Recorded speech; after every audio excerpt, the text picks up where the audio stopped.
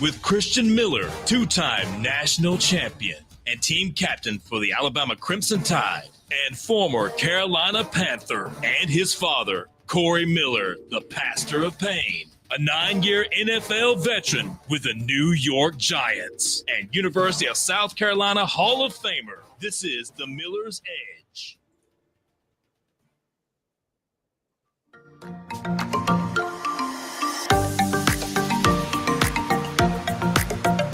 And welcome into this Thursday edition of Miller's Edge, Tide 100.9, 1230 WTVC. Hope everybody's doing well. Hope you guys are having a great start to your day. Hope you guys are ready to dive in to some more sports talk. Yesterday, we had a fun one here on the show. Hope you guys enjoyed the film session. I'm going to come up with a specific name and segment type deal for that, where we dedicate a segment or two, because obviously we went really a good ways with it, but we're just breaking down tape, right? And maybe we'll just pick like a couple plays or a couple philosophies or different little teaching things and break it down like so. Speaking of that, it just reminded me. So yesterday, Carson did bring up a point that I think Roman Harper had joined Cole Kublik on his podcast a few days ago. In terms of Roman Harper, we'll have him here on the show either tomorrow or early next week, I believe. So stay tuned for that. But in terms of what he had to say on there, I'm going to pull it up probably so we can discuss it today. That way, when he comes on, I want to get his thoughts on it. But Carson was referring to basically what he was doing was he was doing similar to what we do on here. He was breaking some football talk down. He was really diving into the weeds of the X's and O's, and he was discussing some coverage stuff, coverage philosophies. And Cole Kublik was kind of teasing him a little bit and asking him his opinion on how we've kind of changed our defensive philosophies, specifically in a coverage aspect. And he gave a pretty interesting answer there. So maybe we'll dive into that today. That way we discuss it ahead of him coming on the show. But I will say this. Here's a random note, Chase. Obviously, X, we use it to get a lot of news and updates. Well, speaking of that, follow us on X. That way you can always send us content and things to talk about at the Miller's Edge. You know what came up, Chase? Like the first tweet that just popped up. I don't even think we follow LeBron on this account, but it was LeBron James. He was tweeting in Spanish. And I was like scratching my head for a second. I'm like, all right, like I know I have my phone in Spanish, which throws a lot of people off. I even think my voicemail automatically switched to Spanish when I made this change. A lot of people thought they had the wrong number. But I was like, no, sorry. I changed my phone into Spanish because you gotta submerge yourself, man. You gotta immerse yourself, I should say. But anyway, so I'm looking at this. I'm like, oh, maybe my phone's in Spanish or the computer's in Spanish. Because I'm like, I don't know why LeBron would be tweeting in Spanish, but sure enough, it actually was LeBron tweeting in Spanish. So I'm not too sure exactly what the deal is. But anyway, what he said in the tweet was he's at the airport in Los Angeles right now. He's going to see you guys. And he just found out that you have plans, what you guys have planned for tomorrow night. Let's go. So I don't know what the deal is with that. But obviously he's hinting at something. But he's speaking Spanish, though. So, and the memes under it are hilarious. They're probably what you would imagine. So you can go look at his tweet if you want to. That being said, some other things we got to get into. Well, we told you guys we're updating the NIL and all that stuff. If you're bored of it, I'm sorry, but there's always news coming out from it. And we didn't really get into it yesterday. We got so much into the football breakdown, which is totally fine. But there's been a lot, Chase, a lot coming out. You had Big 12 Media Days, so I mentioned that. A lot of coaches have been talking at these media days and their experience. Their very brief experience, because remember, July 1st, not even 9 days ago, was when the revenue sharing went into effect. And we heard about the front loading. So what was happening was these schools were saying, all right, before midnight, before that time, hits on the clock, we're going to front load through our collective. That way everybody's paid, and then we can really start focusing on the revenue sharing. And so I'm getting some answers to a lot of the questions that I had. And one of those was, so with the front loading, like, all right, you just paid pretty much your roster for this year on the front end. Will they still be expecting to get paid via revenue sharing? I think most of the answers I got were pretty much no. That's why they front loaded it. But what it is doing is, I think some people, and I'm jumping the gun here, we're going to dive into this. We're thinking, all right, we're going to front load here. We'll pay these guys ahead, meaning that way we've got more revenue sharing money to disperse when it comes to the next year or two. And if you think about it, obviously that would give an advantage to some people because virtually it's kind of raising that number for them. And there's also another tactic that allegedly a lot of schools have been using, which makes perfect sense. And I'll connect all these dots here in a little bit. I know it feels like we always are playing like, mystery detective when it comes to NIL, but I don't know. It's just kind of interesting to me. It catches my attention. But anyway, we'll dive into that here in a little bit. Plus, we might even get into a little bit of Auburn talk, not necessarily so much about them or what they have going. I mean, if you guys want, we could break them down, but more so what comes from former Alabama quarterback A.J. McCarron and what he had to say regarding Auburn. Him and Chris Stewart and Trent Richardson, they, as you guys are probably well aware, they started a podcast. I think it's called The Dynasty. And they, I guess, they were talking Auburn. They were discussing Auburn.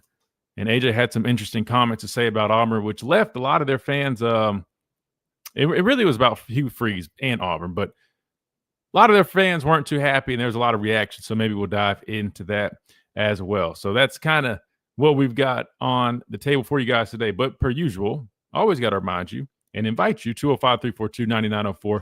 Hop on the phone lines. Anything that's caught your attention, anything you guys want to discuss, any questions you might have, hit us up. I know Dairy Queen Jean had that great question the other day, and it led to the rest of the hour we talked about his question. Pat calls in, has a lot of good questions. So if you guys ever got anything on your mind, kind of want to scratch an itch, call in. Or you can always send us an app message. We'll read those. You can always join us live on YouTube or Facebook, at The Miller's Edge on YouTube, the Tide 100.9 page on Facebook. You can join the comment sections, interact with all the other folks in there, leave your questions and stuff right there as well. And yeah, we're going to get rolling after this quick timeout right here on the Miller's Edge, Tide 100.9, 1230 WTBC, presented by the Good Feet Store, America's Arch Sport Experts. Quick timeout. We'll be right back.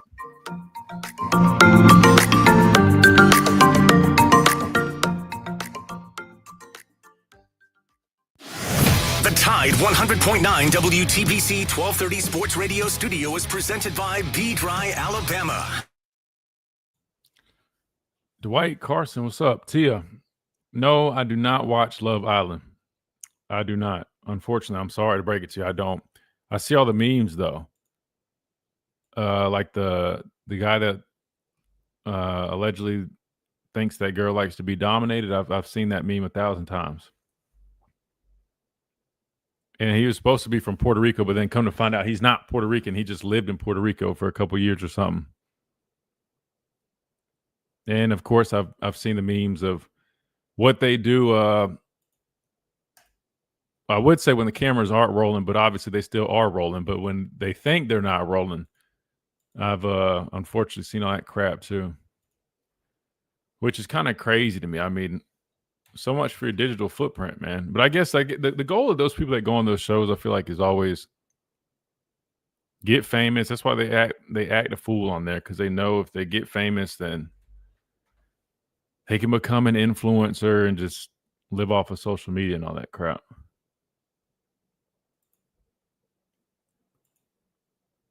Carson, you said Crane and Company posted a video.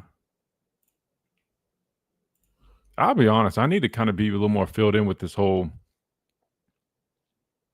it's for clout and followers. Exactly. No, that's really what it is for. I mean, people literally just go on there to do that. Then they walk away from the show and then they're, oh, well, you were on this show, as if like there's some celebrity all of a sudden. Which I guess in the lens of, I guess certain people, I guess you could say, oh, they're a celebrity. I don't. You're the same person you were before you joined the show, man. You just happen to get eyes on you for doing some stupid stuff. You need me on Love Island, I'd be a perfect match. I feel like everybody, not everybody, but I feel like multiple people have told me that. And I don't know why, because if you guys can't tell, I'm not with the BS, man. I don't have to, I don't have time for nonsense. I would not.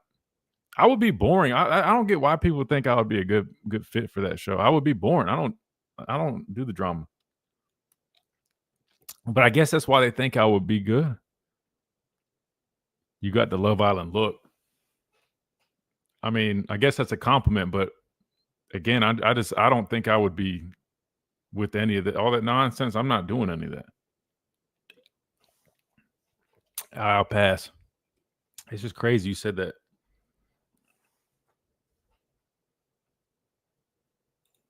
I guess that's a compliment. I'll take that as a compliment. It's the look. Oh, hell no. Treatment that fits your needs with options up to 95% less than the brand names. Millions of men experience. It's the look. Now I feel like that's visit and save now up to I feel like that's like a 95%. Go backhanded to hims.com/joy. That's hims.com/joy for your free online visit. hims.com/joy. This is Miller's Edge on Tide 100.9. That's funny.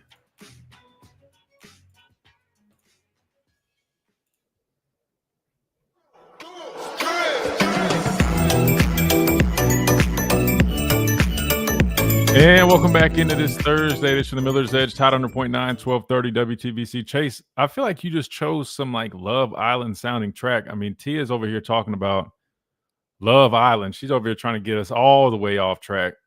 And then Chase comes back with that kind of like smooth, beachy vibe that sounds like it would be on there.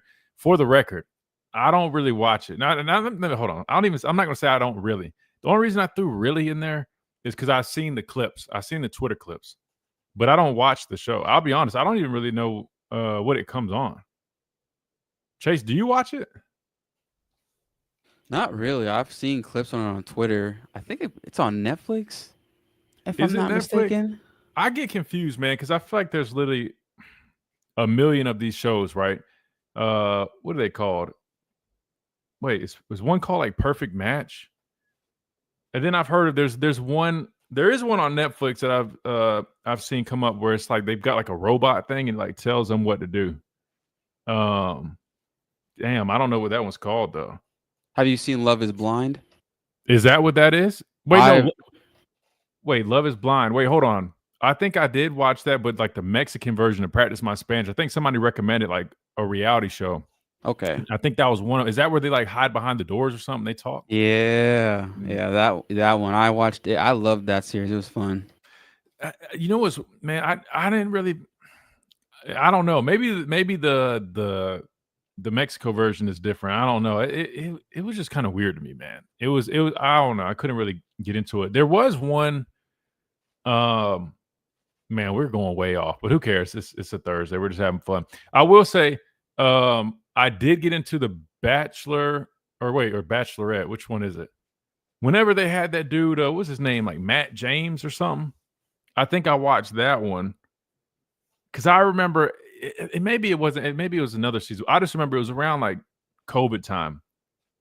Now I've always like heard of the show because I think this show has been going on forever, but everybody was talking about it during this time. And I remember at the time I was like, bro, what is everybody talking about this stupid show? I'm like, this is the silliest thing. I'm like, it's all fake. Clearly, these people are just, acting a fool on here. Similar to what I kind of feel about this.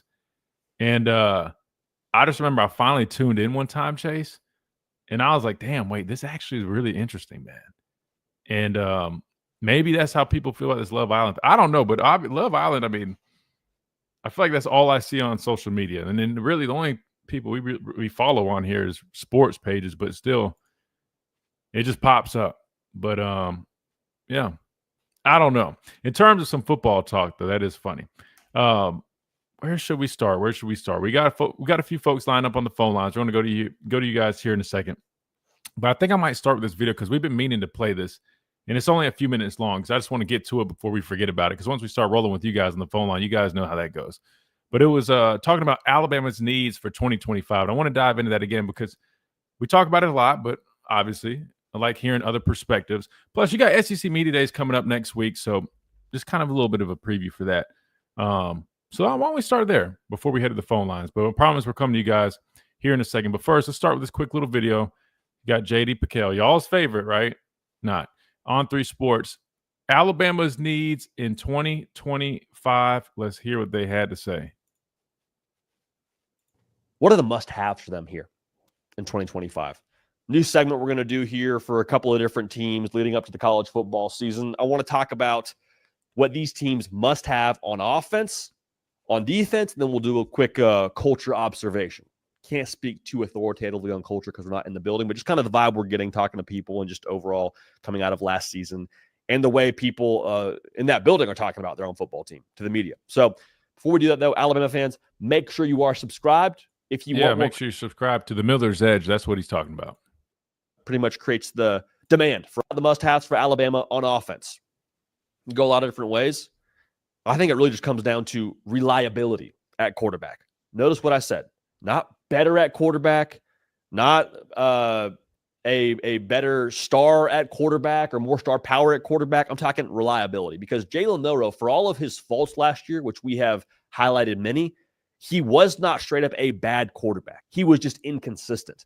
I never knew if I was watching a Bama game, are we going to see Jalen Milroe from the first half of the Georgia game where he looks like a Heisman Trophy winner? Or are we going to see Jalen Milroe that played against Oklahoma where he just give the football away to the other team like it's Christmas Day? Are we getting that Jalen Milroe? And the tough part, if you're Kalen DeBoer trying to game plan your offense, you're like, I don't know either. So for Ty Simpson, the task isn't be better than Jalen Milroe. The task is be consistent, be reliable. If you're going to be a B- quarterback, okay, that's fine. But just be a B- every single week so we know how to call the game for you. So we know to dial up extra run plays or to dial up different kind of quick game or whatever it looks like. We can work with reliable if we're Kalen DeBoer and Ryan Grubb.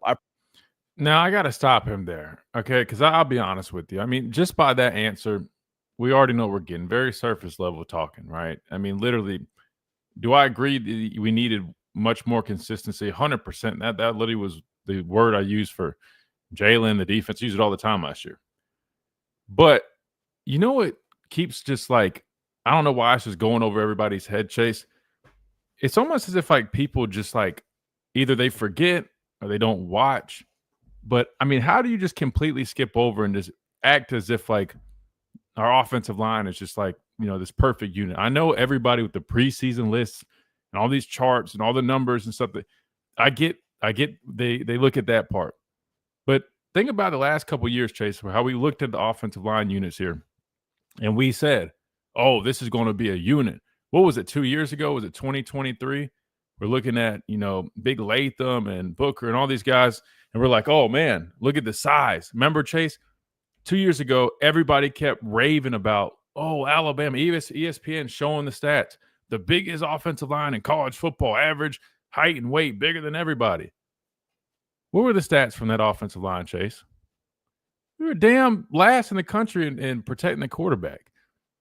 So all I'm getting at is I don't understand why people just keep skipping over that.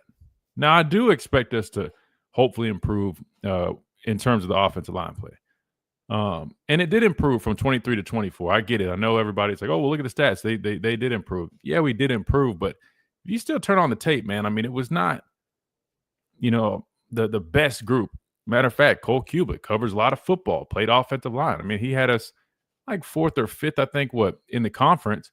Again, not bad, but for you, and maybe he's going to get to it. Maybe it's coming up next. But to me, he sounds just kind of like some of these other people that the surface of, oh, the only thing we saw was the quarterback. If they just fix the quarterback, everything's perfect. I'm just like, dude, man, we could have. I guarantee if you swapped Jalen Milroe last year and you had somebody even that was more consistent, you probably, you win another game or so. And yes, that probably does get you a spot in the playoffs. But to act like that was the only thing that would have just solved all the problems and the team would have just gone undefeated and been perfect is a lie. It's not true. I mean, if you watch the tape, you can see that. And then, I mean, we didn't even get to the running game. And we didn't even talk about how last year, now I get he's looking at this receiver room, but last year, I mean, a 17-year-old was your top receiver. You know what I mean? Like, I don't know. It's either laziness. It's either ignorance, meaning not like just saying like ignorance, meaning he just doesn't know better. Lazy take, or he just, I don't know. But to me, I just don't understand people just overlook some of these other things that you would think would have been as obvious as the inconsistent play of the quarterback. But that is the easiest thing to point out, so it makes sense. Promise you, they've done that before and they will work with that. Now, defensively, kind of to go hand in hand with what they have on offense, I think for Alabama, the must-have is vintage Alabama pass rush. Notice vintage, not good. I'm talking vintage. I'm talking like you drop the film on any given game week on a Tuesday getting ready to prep for Bama, and you say, oh, boy, you have to add an extra back here to help out on a LT Overton. Oh, we got to, hey, they can get pressure with 4. We're going to have to make sure we're on our P's and Q's here. If your defensive line can take over, you win. Like Ohio State, when did they become the Avengers? Got the ball to Jeremiah Smith. Yeah, that's why they won the national championship in some sense for sure. But look at the final numbers. Ohio State had the number 1 sack rate in America because in the college football playoff, they turned it on. Okay. And you're saying, well, JD, that's kind of asking a lot of Alabama, right? To look like vintage Bama, Saban's Bama on the defensive line, isn't it? Yeah, it is. But aren't you asking a lot too as a fan? You want a national championship, right? This is what it's going to take. Because those vintage Bama teams, it didn't matter who was playing quarterback, bro. I mean, you could bank on the haircut. That was about it. Every single guy had the Bama banks. Jacob Coker, AJ McCarron, didn't matter. If you had a vintage defensive line to go with those Bama bangs at quarterback, you were going to be in good shape. Ty Simpson, no different. You know the haircut? Defensive line, if they are taking over the game, then you can give him some progress or some room to progress, I should say, as the season wears on. So this is not me dismissing Ty Simpson. This is me telling you, as the season wears on, if a defensive line is going to be your calling card all year long for Bama, you're going to give Ty Simpson a chance then to grow into the quarterback you need him to be. And if he's consistent, then you're already in a good spot from there. So now the culture part is interesting. So we'll comment real quick. I agree 100% with him. Pass rush, y'all have heard us talk about that. It needs to improve. Where we were at last year, 14th, 16th, in terms of, sacks, tackle for losses, got to be better. And he is right. If you look at it, I mean, in the past, now granted, college football has changed, but, defense wins championships. I still am a firm believer of that. But obviously, even Coach Saban has admitted it. You also have to be able to score points nowadays. There's no denying that. But you look at the pass rush, that was probably one of the weakest points for our defense last year. Turnovers, great. Consistency in a number of areas needed to be better. But really, everything else was pretty good. I mean, if you look at the numbers in terms of stopping the run, I think to me, you got to watch the tape. I mean, the defensive line, there was times we got out physical. To me, that falls more in the consistency category because there's other times they played great. So I would put that more in the consistency category because they showed it. They just have to do it on a consistent basis. And then we talked about the adjustments. But I think, if you want to highlight one thing, pass rush and the guys up front, man. We've talked about it. QD talks about it all the time. So I'll at least give him some credit there. But the offensive part, man, come on, man. We haven't seen it yet. But what my gut is saying is that the culture is in a settled spot. All right? Like, I think that last year was kind of a feeling out process for everyone involved, staff and players, but especially players. You were committed to Nick Saban. So when you stuck around with Kalen DeBoer, you committed to DeBoer to a sense. I think for the most part, though, last year you were really committed to Alabama and that logo and what it had been. If you're still there, though, you are all the way bottom to Kalen DeBoer's way of doing things. You are all the way bottom to that staff. And so I think what that's going to mean for Alabama now is everyone on the same page. When you're on the same page, good things happen. Right? There's no way to say that differently. And last year, when Alabama lost games, 2 out of the 3 that we're looking at, outside of the bowl game, I guess is your third, Bama just was clearly not on the same page. Culturally, I mean, X's and O's is another conversation, but like you should never lose to Vandy. You should never lose to that Oklahoma team. Never lose to that Michigan team where they're throwing for double-digit yards. You can't even win that football game to salvage some pride. Like, I think now you've washed all that out of your system and everyone on the same page, same mission, extra chip on the shoulder. I think that's a good thing for Bama. So, all right. So we can agree with him on the culture thing. So defensively, culture side of things. All right. He gets some points with us here at the Miller's Edge. Offensively, to service level, man. You got to come with more than that, man. It can't just say, oh, more consistency and automatically everything. No, there's a couple more things. But if he's picking one thing, sure, yeah, we need more consistency there. But the comment about the inconsistency was the reason for why there wasn't consistency with the play call. And I disagree with them there. If anything, when you see there's an inconsistency, your job as a coach is to find ways to help create more consistency by putting your guys in better positions and trying to avoid putting them in situations where they might not be comfortable, right? I mean, your job as a coach is just that, man. Maximize the potential of your players. It's as simple as that. So I don't know. I'll give him a B minus, Chase. 2 out of the 3 we agree with. I give him a B minus, but he's starting to kind of reveal his colors, man. He's starting to give some fan takes, Chase. Starting to get some fan takes, man. So he might want to get it together, man. I'm gonna stop playing him on the show, which I'm sure he could care less about. All right, we got to hit a timeout. When we come back, We'll go to the phone lines, 205-342-9904. Plus, we got a number of other things we want to dive into today. I'm telling you some eye-opening things coming out about the new revenue share NIL deal that I want to mention because we're starting to get a better picture painted and explain about what's happening. So we'll talk about that and more right here on the Miller's Edge, Tide 100.9, 1230 WTBC, presented by the Good Feet Store, America's Art Sport Experts. Quick timeout. We'll be right back.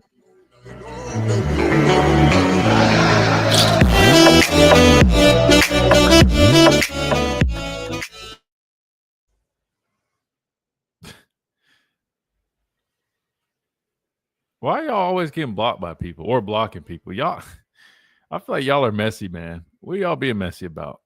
Julene, what's up? You listening on Tide 100.9? Nice. Thank you. Have a blessed day yourself. Roll Tide. JD needs to put the fries in the bag. Dang, y'all are sick, man. Look, it's the dog days of summer, right? So we look, people, they make content about Alabama, and it's at least coming from a credible platform. We'll play it. We'll react to it. But yeah, I mean, clearly you could just I mean, that definitely is very. And don't get me wrong. I mean, I agree. Quarterback inconsistency last year was an issue. Like, I want to be clear that was a glaring issue. But when you only say that, to me, that rings the alarm of that's how do I say this without coming off let me just use the words. Let me just use the term surface level because I don't want to seem like I'm being disrespectful to anybody. But it just comes from somebody that you would traditionally say, like, yeah, he probably doesn't really understand the real true layers to the game. I'm just gonna say it like that. I mean, literally, if you ask any guy that's played the game, coached the game, whatever, Bama's issues from last year, and you'll notice a trend. None of them are just only going to blame one guy. They'll never do that. Hola, homie. Have a great day. Love the show and Roll Tide. What's up, Cameron? Appreciate that, man. Or, I'm sorry. Wait, Cameron. Maybe I shouldn't just say, oh, thanks, man. I didn't pay attention who it was, but thank you. I appreciate that, Cameron.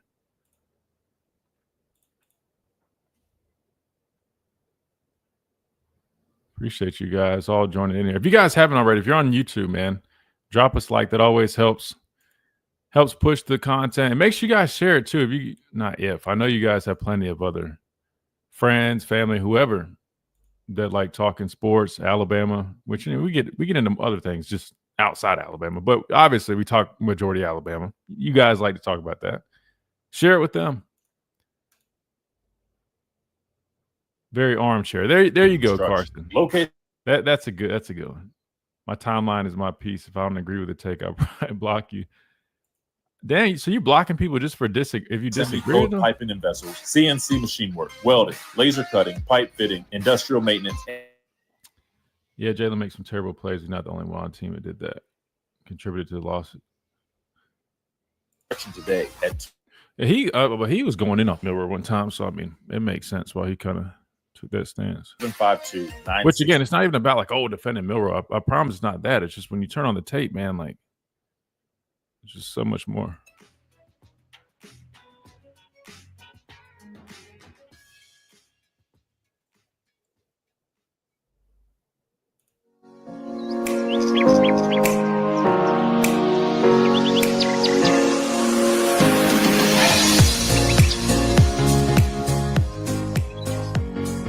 And welcome back into this Thursday edition of Miller's Edge, Tide 100.9, 1230 WTBC. Presented by the Good Feet Store, America's Arch Support Experts. Your home for those premium arch sports that are designed to eliminate and alleviate all types of pain, whether it's foot pain, knee pain, back pain, you name it. Easy process. Throw them in your shoes, and they get to work. They are game changers, whether you're outside running like I do, walking your dog. I do that a lot too. Or even me on game days, walking around from downtown, from spot to spot, and always on my feet, man. You need to check out the Good Feet Store. You can find them here in Tuscaloosa at their location, Midtown Village, right there off of McFarland. Or you can always go to their website right here. You guys can see it on the stream, goodfeet.com. You can find out more information. They've got videos, all type of stuff for you. Plus, You can type in your location, your zip code, and they'll pull up the nearest location to you. They are nationwide, so don't worry. I know we got folks literally all over the country that listen to this show. There's a Good Feet location near you, so make sure you check them out. Obviously, we have a lot of Alabama listeners.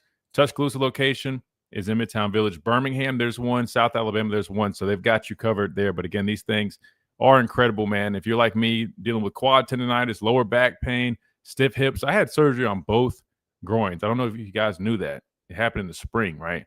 But listen, I've been beat up from football, so I obviously deal with a lot of pain and, plague and all that stuff, right? Injuries, they add up. The Good Feet store has got me covered, so make sure you let them cover you. Again, that is the Good Feet store, improving the quality of people's lives. 2 feet at a time. All right, Chase, let's roll on over to the phone lines. Go to the people, 205-342-9904. We got Mike from New York up first. Mike, welcome in. Hey, what's going on, everybody? Oh, man, we can't complain, man. We're good down here. Good deal. Yeah, we can't complain up here either because nobody listens. But hey, I agree. Listen, that whole take again where they start throwing Milroe under the bus. I mean, come on, the guy's not here anymore. They're just looking at the cliff notes from last year. They're not reading the whole book. There you go. We haven't run the ball the last 2 years. You're absolutely right. Our pass defense is average at best, and without a freak athletic quarterback, we don't go to the playoffs 2 years ago, and we don't win 9 games last year. That's just my opinion watching the games. I think that guy won us more than he cost us. Inconsistent, sure, but when you're running for your life every week, it's hard to remember game plans. So I don't know, man. I think it's just time to give the guy a break. Yeah, I can't argue with you there, and I get it. There, he's trying to bring it along to Ty Simpson, just saying like, hey, I think his perspective was, look at old Bama. The quarterback never had to be a superstar, right? But I think the problem is, man, it's challenging when you're trying to compare everything to that, because football, especially college football, has changed a lot since then. I mean, without a doubt, you have to score points now. And I still firmly believe defense wins championships, without a doubt. However, you do have to start, getting a little more aggressive offensively, right? I mean, yes, you still have teams that they still have that, old philosophy where try to control the clock, run the ball, and that's great. But to be fair, in a league where it's a passing league now, even the SEC used to be a running league. Now, I mean, you see, spread offense is pretty much across the board. You see a bunch of 3-4 defenses. Now you see the 3-3-5 in the SEC. Things have just changed. But I'm with you, man. And look, I will say, more consistency at quarterback will definitely be a huge help this upcoming year. But I would argue that still is not enough if you want to win a national championship. I don't believe that, consistency at the quarterback position is enough. I mean, I think you've got to be, consistent, but you also, protecting the football, making plays, but you also have to be able to make those plays when they're there, right? I mean, I'll give you an example. If you have a quarterback, he protects the ball well, but he just can't really make those big time plays when you need it. I'd argue that's just as ineffective as somebody that's highly flashy but very inconsistent, like he described. Like, yes, I agree. Like, you don't have to be a superstar, but I don't know. I think the days of the average quarterback, unless you just have guys all around you, but I still think you need a little bit of something at quarterback. So what's something that those average quarterbacks had in common? Coker, McCarron, and McElroy. Who was in their backfield when they were playing quarterback? There you go. Derrick Henry and Mark. They had Heisman Trophy winners behind them. Yeah, running the ball and offensive 100%. Lines.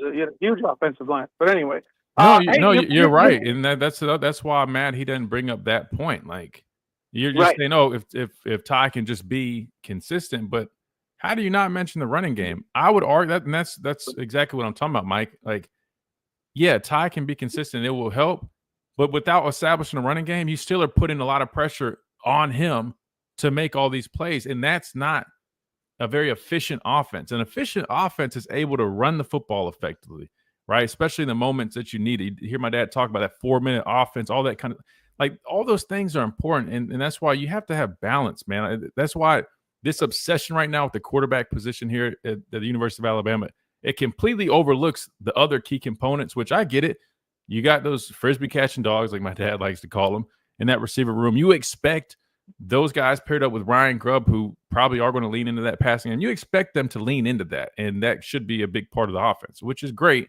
But I'd argue that you still cannot overlook or forget about the running game because, I mean, it's you're going to need it, man. Whether it's because you're on the road, whether a certain situation, like you got to have that. And to me, we just haven't really had that consistently in the past few years. If you're one-dimensional, these guys are too smart. Pretty soon they're going to figure out you're and then everybody's going to copy it. And then what are you going to, then you're screwed. So exactly. But hey, listen. Josh Pate threw something out on Twitter yesterday. I don't know if you guys saw it. It was really kind of ridiculous. Let's pull it up. He said basically, you go ahead and pull it up. But basically, what he said is, if you take Bear Bryant and Saban away from Alabama, they've got one title in 50 years, and they're a mid college football team. Which wait, hold on. Wait, he probably said that in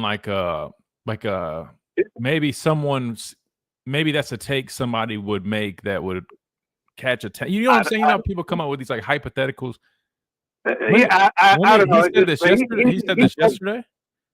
He poked the bear. Yeah, it was on Twitter yesterday. Yeah, he poked the bear with some folks, man. But that was. I might need you to tag me in it because I'm on this page now. I don't necessarily see it. I am just kind of scrolling real quick. If you want, I think we have you on Twitter, Mike. If you want, you can tag us after you get done, and we'll definitely take a look at it. I would guess it was probably one of those like make a claim that would make some people whatever, but could have some substance to it. I don't know. That to me, that sounds like something like that. I don't know, but I guess we'll find out in a second. Trying to get some clicks or something. I don't know, but yeah, he might have been trolling. So he said if you take away Bear Bryant and Nick Saban, we would only have how many? One title in the last 50 years, which was Coach Stallings. And because the rest of the ones that we have were from when you look at the wall and it has all the titles. Listen, guys, don't get on me. We talked about this yesterday. As athletes, we don't have all the historical notes that you guys might have, so don't judge, right? But with those years from like the 20-something, 30-something, isn't there like an argument that some people say some of those don't count or something like that? I think so. Or they came at a time that they weren't really counted. I know that might be dumb, but I'm genuinely trying to think on it because I don't even know who the coach would have been at that time. Tommy, any of you guys that are listening, let me know if you know what I'm talking about. But right, I just tagged you on what you tagged us in right here. Yeah, I've always said if you subtract half a century of seasons and the two greatest coaches of all time, Bama is mid-U. He's definitely trolling, but wait, he was responding to somebody saying Alabama is hard carried by Paul Bear and Nick Saban. They have 12 titles together with Stallings and one without those 3. Dang. That is kind of crazy, though. I mean, that if you want to tick a Bama fan off, that is something that'll rile them up. We can do some quick trolling here. I mean, we got a new team in our conference, Texas, who carries themselves like college football had shut down if they cease to exist. But one title in 55 years for Texas. One title in the last 55 years. And if Pete Carroll would have punted from the 50-yard line, they wouldn't have won that one. They only have one title in 50 years. Is that accurate? One title. Oh, it gets worse. Notre Dame, one title in 48 years. The last 48 years. Mm-hmm. Oklahoma, one title in the last 40 years. Penn State, nothing the last 40 years. That's 125 years and a combined 3 titles with those 4 schools. BYU, Georgia Tech, and Auburn have as many titles as those 4 schools in the last 40 years. Something crazy, isn't it? Yeah, I mean, I feel like that stat alone, Mike, should make Bama fans understand how privileged we've been. How hard it is. How hard it is. Fortunate. Yeah, I mean, just think about it. And it should put into perspective, man, like, number one, what those coaches, Bear Bryant, Nick Saban did is literally, like, incredible. And two, it should put into perspective just how difficult, man, I mean, winning a title is. Now, granted, things have been, you did the 14 playoff was a different era than BCS, and now you got the expanded playoffs, which will be a different era. So things are a little bit different. But just to think about that, man, the titles that we have compared to, wow. I mean, I'll be honest, I didn't even realize titles were so scarce with some of those prominent programs. You would just imagine that as prominent as they are and being considered, quote unquote, blue bloods, that they would have at least a few to their name, but damn. Nope. Got to go back. Yeah, they wasted all those Earl Campbell years, Ricky Williams years. Nothing. Nothing to show for it. That is crazy. Yeah, he's got to be trolling. But I will say though, I mean, that is kind of wild to think about. But still, for what you just said, even if you do take away Bear Bryant and Nick Saban, and you only have that one, I mean, we're still in the same boat as some of those big programs that you mentioned. So we're still doing as good as a lot of people. Exactly right. That's exactly crazy. right. That's why I know he was trolling, because he's smarter than that. I think he knows all that stuff. But yeah, he's a Bama guy. I mean, it's off season. He likes Bama. He might not necessarily say it because he's unbiased, but he has a soft spot for Alabama. We know that. He can't say it too loud. He can't say it too loud living in Tennessee. I mean, he's pretty good, pretty entertaining. So no, that's true. No, he's a good dude. All right, guys, I'm out of material. Well, always good stuff per usual. And Mike, what game? You're coming to Wisconsin, right? Oh yeah, we got our tickets. So don't blame me. Don't blame me if I jinx anything. But we're flying out September 11th out of New York. So we get down there that night, and then we got all day the 12th, which is Friday, and then game day against Wisconsin, which is 13th. That's 12 o'clock game. So nice. Well, I ain't forget about it, man. I'm holding to it, man. I'm gonna at least show you around a little bit as much as I can, and that'd be cool. Like, hopefully you got a show going on Friday somewhere. We'll stop by and catch you out. Yeah, man. We'll have those details. Hopefully next couple of weeks we'll have everything set for certain. But yeah, looking forward to it, man. Mike, we appreciate you, brother. Good deal. Yeah, have a good afternoon, everybody. Yes, sir. You too. All right, we got to hit a timeout. Our buddy Mike from New York. We literally have people from everywhere, man. Love it. All right, we got to hit a timeout. We come back. We keep on rolling right here on the Miller's Edge, Tide 100.9, 1230, WTBC.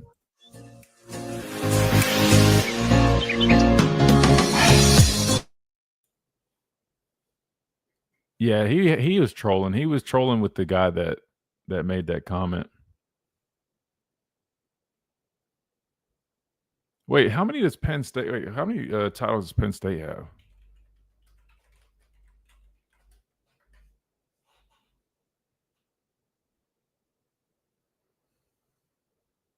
$82 and $86. Then they have 5 unclaimed. 11, 12, 60. Wait, hold on. 5 unclaimed. Yeah, so what's the deal with the unclaimed stuff? What does that mean, guys? Do y'all know? Like the unclaimed titles?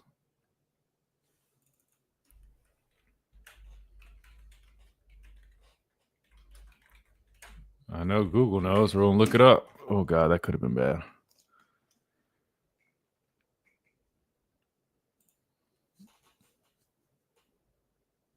All right. Basically, in the old days, multiple teams would claim national championships. For example, the Big Ten Conference champ might go on to the Rose Bowl and win, and they could be able to say they were national champions despite never playing a team from the Big 8 or SEC.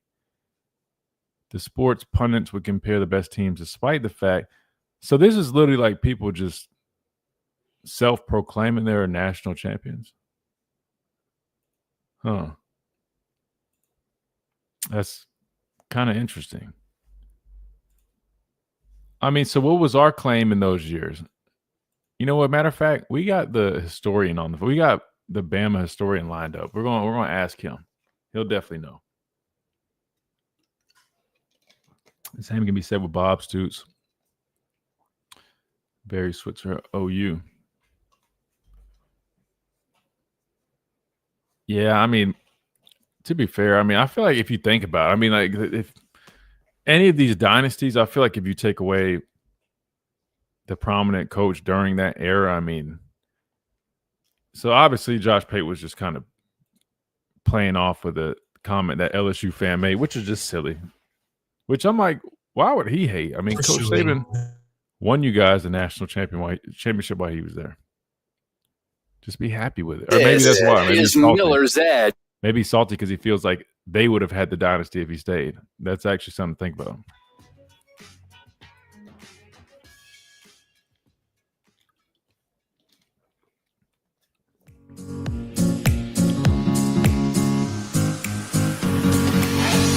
And welcome back into this Thursday edition of the Miller's Edge, Tide 100.9, 1230 WTBC. Just got done talking to Mike. Let's go ahead and go back to the phone lines, 205-342-9904. We got Tommy, two-time Tommy, that is.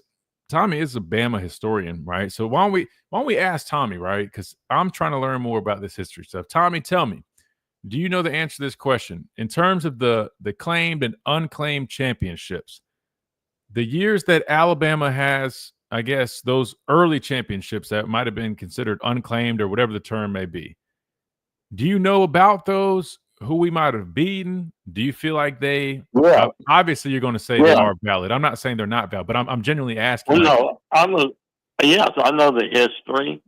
Well, fill us in, And, Tommy. you know, I'm all ears, brother. All right, I'm going to say this, and I'm going to get fired up like I did online yesterday. It's just a cheap shot at the University of Alabama. All right, if Alabama didn't have Bam Wright and Nick Saban, they would only have blah, blah, 5. Well, yeah, we only have 5 or 6. Well, that's more than Auburn. That's more than anybody else in the SEC still. So suck it, we people who said that. I mean, I'm telling you, I am fortunate. I have witnessed 13 national championships in my lifetime. I know when I was born in 60, when I was sucking my thumb, I could care less. I wanted my mother. I was a mama baby, so I wouldn't care about from probably 61 to 64. I missed the first 3, okay? But they say, oh, Alabama won the split title. They would crown the national championship. They used to crown the national championship in a lot of these games before the bowl game, because bowl game really, hate to say, didn't mean nothing. And a lot of teams, Notre Dame didn't go a bowl game for 50 years. They popped back up on the bowl thing, I think, in 1970. All right, the whole story was when you go to the Rose Bowl and won it, you was national championship. Well, Alabama went out there and beat Washington State, and Stanford, and they won. Well, it shouldn't be a split vote. You know, they argue about how great Woody Hayes was, but did Yummy to Woody Hayes national championship was in a split poll. And back then, how am I going to say it? There was a lot of bias. Because if you read articles written in the Los Angeles Times and articles about the 25 football team, this year will be the 100th anniversary of that team, first Alabama national championship. I mean, it was nothing but racist. I mean, you bunch of white trash, inbred, barefoot hillbilly coming to our beautiful city. I mean, it was awful. Dang. They had no respect. And when Alabama won, they just couldn't handle it. And that's how it went in a lot of Heisman Trophy voting. I mean, so when you have Billy Canning, the first Heisman Trophy winner in the 50s, and you didn't have another one to 66 with Steve Spurrier, then Pat Sullivan, that tells you a lot. And there was a lot of great plays. Archie Manning was a great player. I mean, I could name a list of great plays, as they say. Well, let me ask you this in terms of Alabama's championships, Tommy. So 25, 26, and 30. I'm assuming those are the 3 that came before the poll era. How many count is like actually claimed or whatever you want to call it? Because you got 61, 64, 65, and then 78 and 79. Obviously, we know anything after the 92. I mean, those are all official. There's not really a debate there. But out of the ones from 25 to 79, were those kind of falling in line? I know 3 of them were out of the poll era, but in terms of like, well, yeah, they fell in line because Alabama won the Rose Bowl. So Alabama won the Rose Bowl in pretty much all those years. Is what you're saying? Yeah, I thought one year I think they tied. They couldn't beat Washington, and they beat them, and they couldn't beat Stanford, and they tied them. So what do we think of like? What do we think of Yale? So technically, and this blows my mind. You got Yale, right? And they've got They claim to have 18 championships, but the 1874, 1876, 1877, 1880. Like literally, Jesus Christ. Matter of fact, Well, it's like 14 Yale or and Rutgers because they brag about how many they got. And let's be realistic, boys and girls. They haven't won a freaking national championship in 100 years or 95 years. So are they relevant? No. I mean, going to the war years when they talked about the 41. Well, guess what, boys and girls? Nobody's done the research. I have because my father was one of them. He played against professional football players that graduated from college, played professional football, got in the flight school, so they wouldn't be drafted. They go to flight school, stay out of combat, and they got to go to college again and play college football. So, I mean, where you going to draw the line at, Chris? People don't know. You got people throwing things out. Oh, no. I've heard my father fuss about it for years. I mean, yeah, being more in touch to listen. I listen to a lot of old fella at the Hartsville counter uptown drugstore. My father would go pay a bill, my grandma would pay her drug bill, and they would give you a soda fountain, Mr. Harrison would. I would go sit up there. I listen to them man talk sport all the time. I have met some legendary football players. They're all gone now, but wow. So my father, his generation, they were superstars. Wow. I mean, it's just like you go look at the Heisman Trophy out. Yale or Dartmouth, I think it was Yale, had back-to-back Heisman Trophy wins. And you know where the first Heisman Trophy winner come from? What Where's university? I could give you 3 guesses. You'll never guess again. No, I'm definitely not going to. Winner was the University of Chicago. I think that's the championship of the University of Chicago won. Yeah, that's going back so far, man. These dudes. I mean, like, look at the picture of these guys from Yale. Man, with all due respect, I mean, do we even consider that football? I mean, like, look at these guys, man.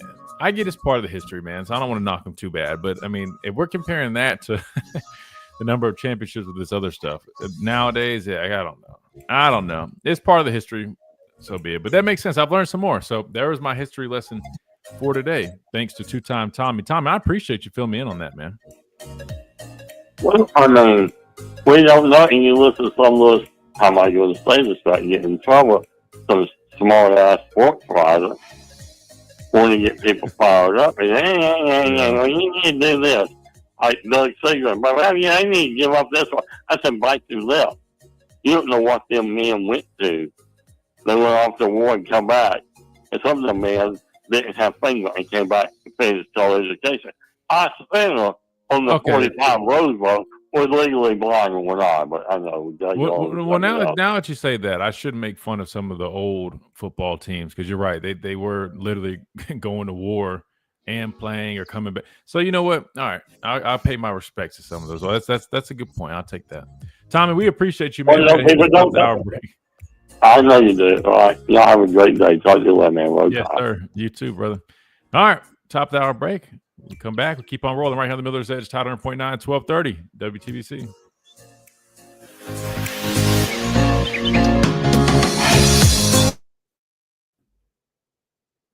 Yeah, that's probably a good point that Tommy just made. I know he wasn't saying it like against what I was saying, but yeah, those guys probably were pretty busy. I mean, at least in some of those years for sure. And probably busy with some other stuff. That's crazy to think about that. It goes that far back. Let's see what else we have.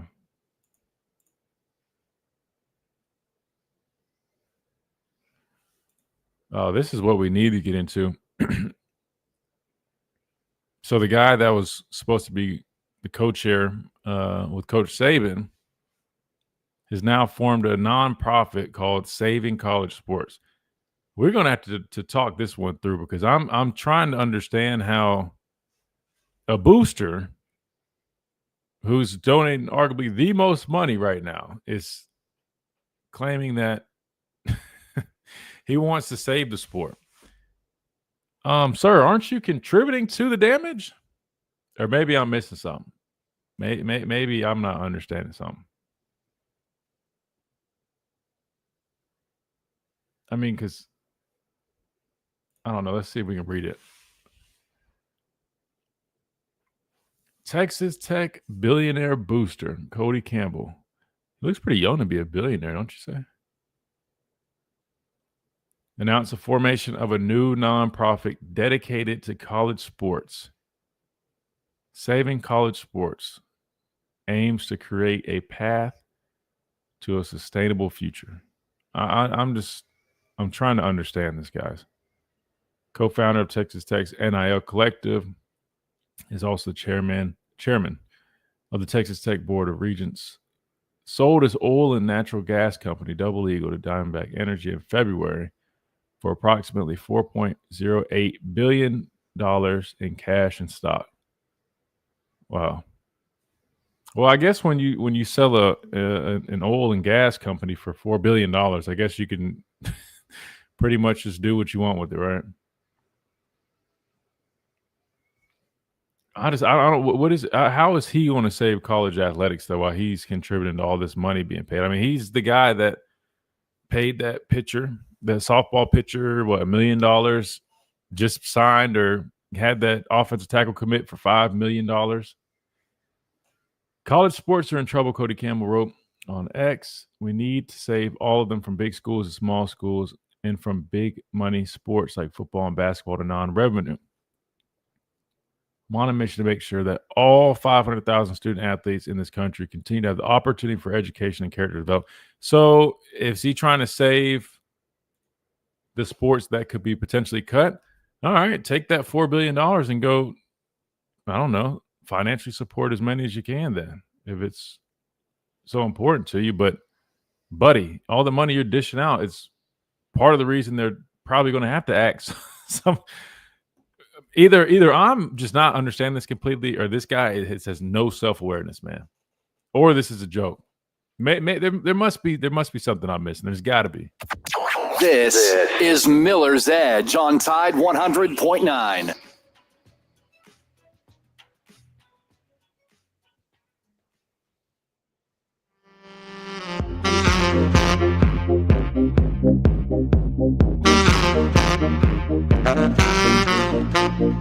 And welcome back into Miller's Edge, Tide 100.9, 1230 WTBC. We've been rolling with phone calls, so we'll continue to do that. I know we got Carson lined up next. I do want to get into some NIL talk here in a minute, because I was talking with the folks on the stream on YouTube, at the Miller's Edge, Facebook, over on Tide 100.9 on that page.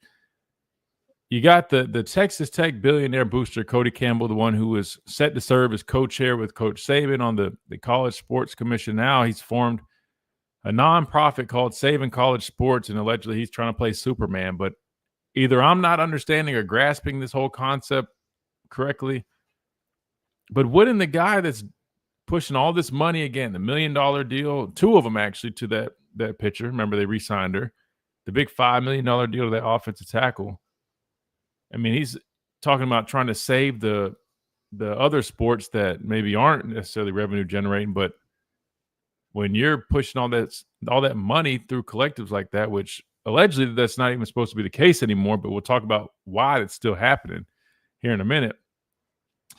I'd argue that he's probably not helping. Now, did he help them in the sense of, like, yes, it says right here, he signed 100 of their football players to a 1 year, or the collective did, $25,000 NIL contract, spending over $10 million in the transfer portal as well. So he's helping them make money on that front, but not everybody has sold a natural oil and gas company for $4 billion.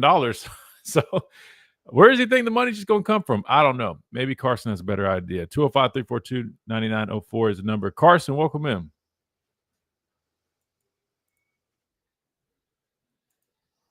Carson, you there? I am. Oh, there you go. Can you hear me? Yes, sir. We got you. What's up, brother? Not much, man. How you doing today?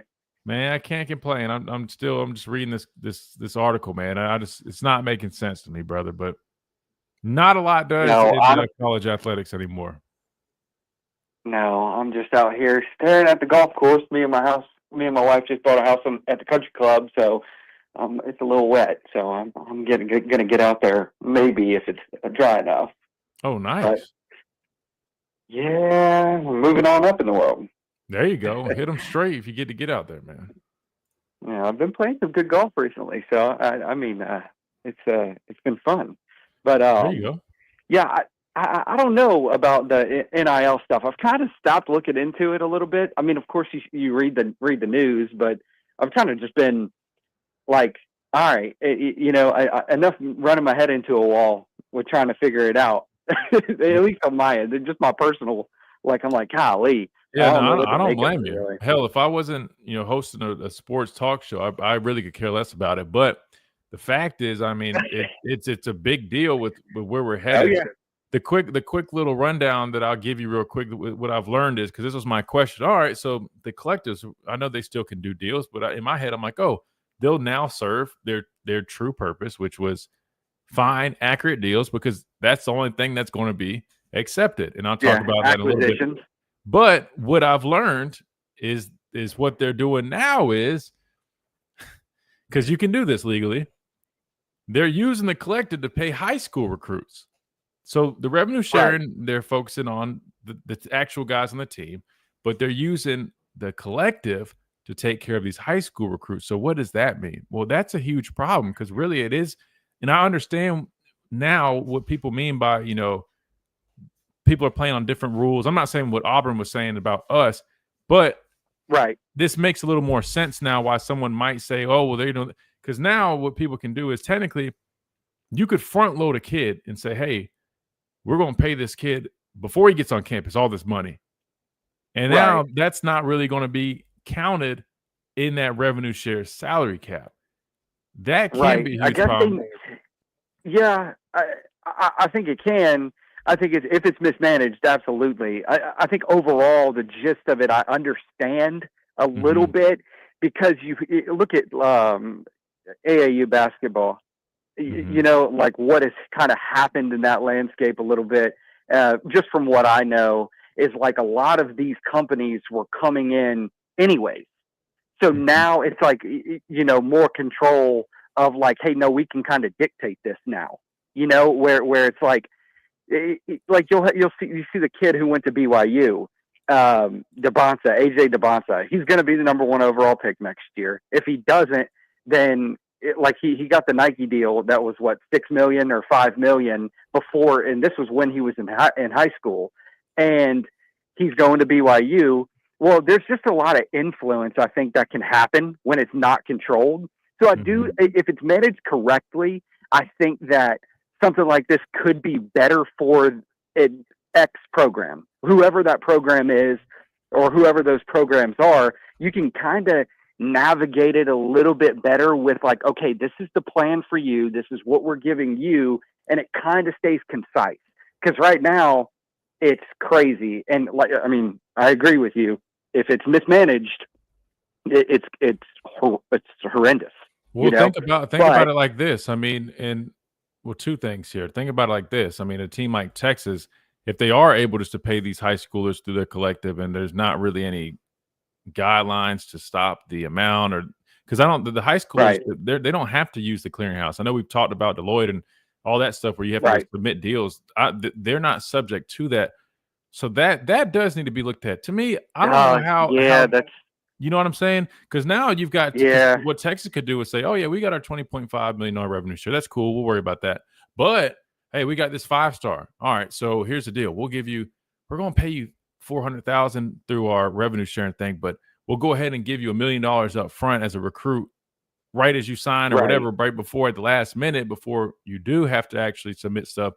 And that, to me, I just don't understand. If it is that simple, how the hell did they not think about that before really, I guess, pushing all the new guidelines through to, I don't know. Yeah, I see that changes my opinion. You see what I'm I saying? didn't know it didn't have to. Yeah, I thought it would have to go through a clearinghouse just like every other deal. Now I could be wrong. It maybe it does, but from what I was reading, it sounds to me like I don't think they're necessarily doing that. But now that I've read that, this is what's interesting. It makes sense. Think about this: how Alabama, they announced Jaire Edwards and Xavier Griffin.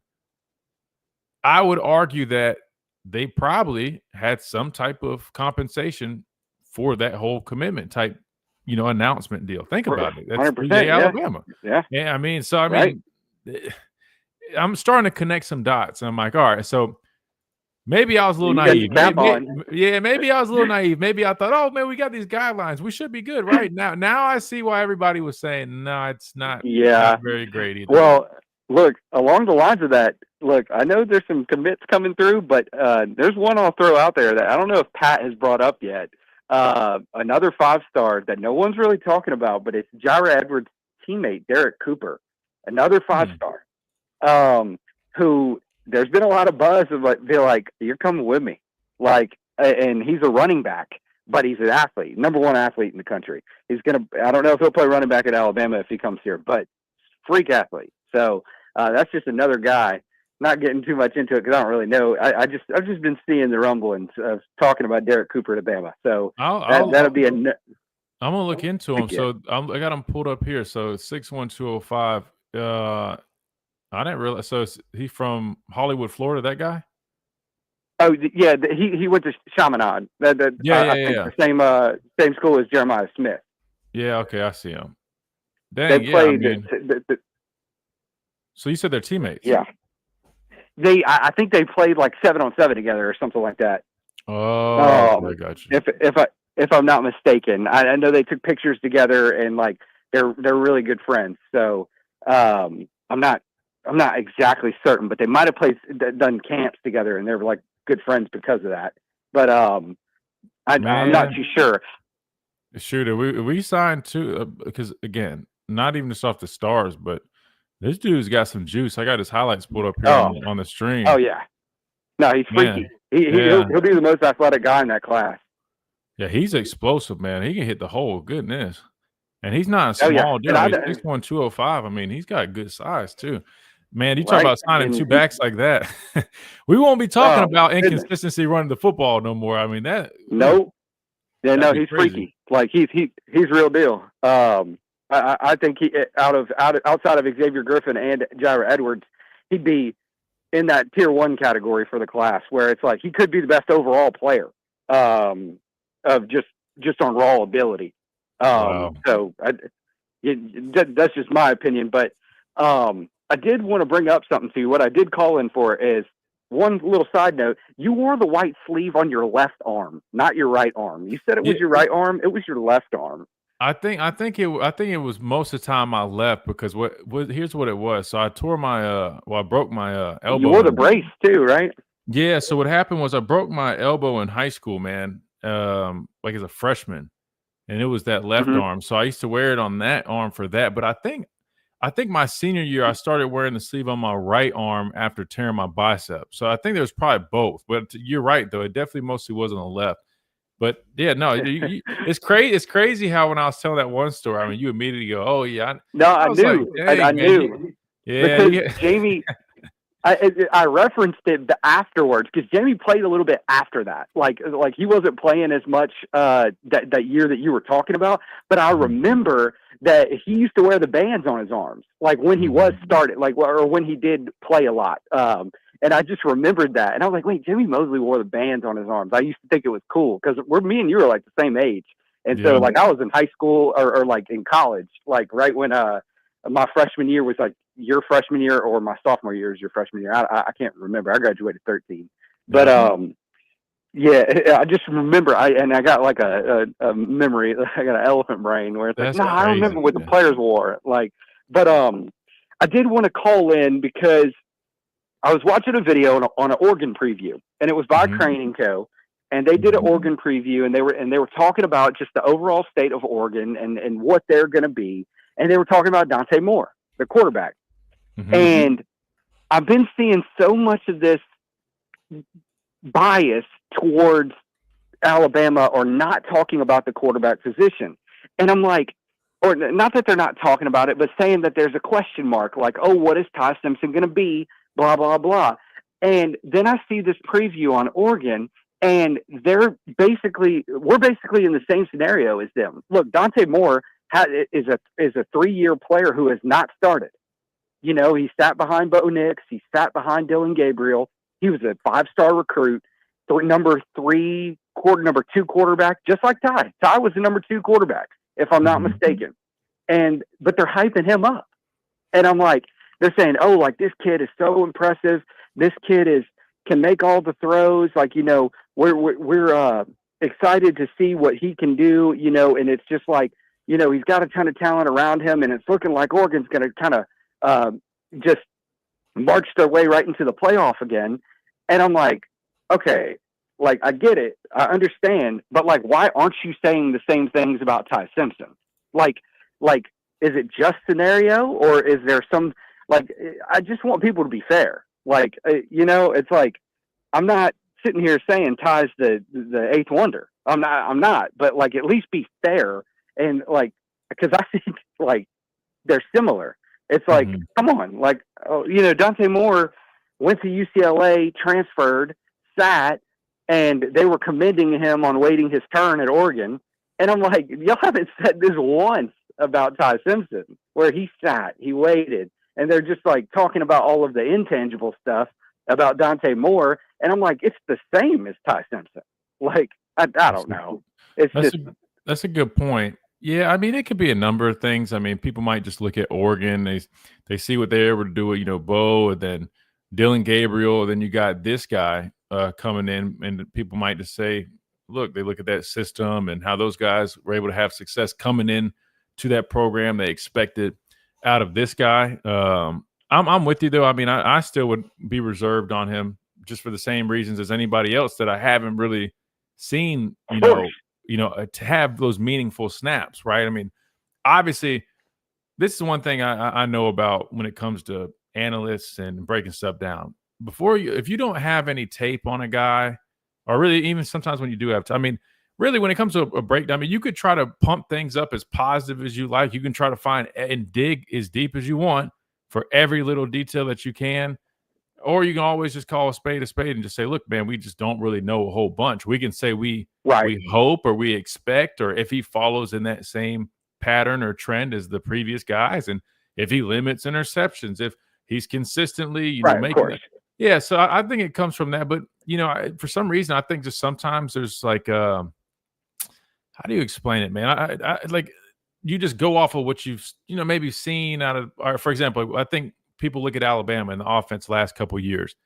Obviously, we've had Jalen Milroe. If you ask a Bama fan, they say, oh, they use that as basically Ty is going to have a Mac Jones type best year ever type of scenario. Right. But then others might look at it and say, well, Bama's offensive line has been inconsistent. I know the receiver room looks good now, but the past couple of years, we hadn't really had the same level of rideouts like we did a few years ago. There's been an inconsistent running game. The play calls haven't really. So I think sometimes when you look at Bama's offense over the last couple of years, and I know it was a totally different guy, maybe there's like a preconception maybe that's a little bit different versus Oregon. You see Bo Nix, Dylan Gabriel, two guys putting up big numbers to there. Does that make sense? Like, I'm just trying to come up with an answer for you. Because I don't know. To me, if I had to guess, that would probably be it. Sometimes people just have these perceptions or things, so to speak. Does that make sense? Right. Well, it really just makes me want to get into making my own show and start talking about this stuff myself, because I don't think people do a good enough job of prognostication and mapping stuff out. I think Josh Pate, there's a few guys that are respectable, and I'm not hating on anybody. I'm really not. I'm just saying, like, there's holes, in a lot of these, what people are talking about. And just like JD on that video, like, his holes in the offensive argument was just kind of armchair analysis. It wasn't really like a deep dive. And I'm like, it doesn't have to be some deep breakdown of film and tape for you to get an accurate perception of what it's going to look like. And because I'm not the biggest football IQ tape breakdown technique guy, of course not. I didn't play, but there's been trends that I've been right about, right? Where it's like, okay, like we've seen this before. This compares to this.